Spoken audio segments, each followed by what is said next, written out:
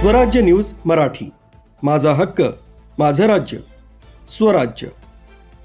बेशिस्त रिक्षा चालकांविरोधात पोलिसांची धडक कारवाई सुरू असून बुधवारी दुपारी नाशिक रोड येथील डॉक्टर बाबासाहेब आंबेडकर पुतळा तसंच बिटको पॉइंट या ठिकाणी संयुक्त कारवाई करीत 10 रिक्षा चालकांवर कारवाई करण्यात आली।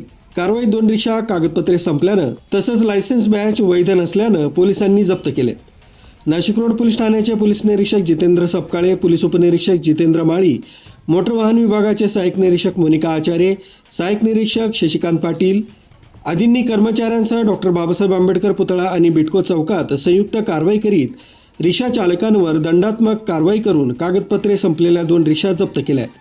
नाशिक शहरात पोलिसांनी 200 पेक्षा अधिक रिक्षा चालकांवर कारवाई केल्यानं बेशिस्त रिक्षा चालक शिस्त पाळत ड्रेस कोड बॅच नियमांचं पालन करीत आहेत। शहरातील मध्यवर्ती भागात आणि बाजारपेठ परिसरात काही ऑटो रिक्षा चालकांच्या बेशिस्त वर्तनामुळे वाहतुकीचा प्रवाह विस्कळीत होतोय। तसंच सर्वसामान्य जनतेस देखील रिक्षा चालकांच्या बेशिस्त वर्तनामुळे त्रास सहन करावा लागतोय। या पार्श्वभूमीवर शहर पोलीस आयुक्तालयातर्फे ऑटो रिक्षा शिस्त मोहीम हाती घेण्यात आली।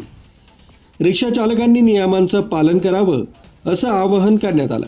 या मोहिमेअंतर्गत रिक्षा चालकांनी त्यांचं नाव, पत्ता, धारकाचं नाव, परवाना क्रमांक, बॅच, चालकाचा लायसन्स क्रमांक रिक्षाच्या आतील दर्शनी बाजूस प्रवाशांना दिसेल अशा ठिकाणी रिक्षात लावणे, सर्व ऑटो रिक्षा चालकांनी निर्धारित युनिफॉर्म परिधान करणं, सदर युनिफॉर्मवर RTOद्वारे दिलेले बॅच स्पष्टपणे परिधान लावणे गरजेचे आहे।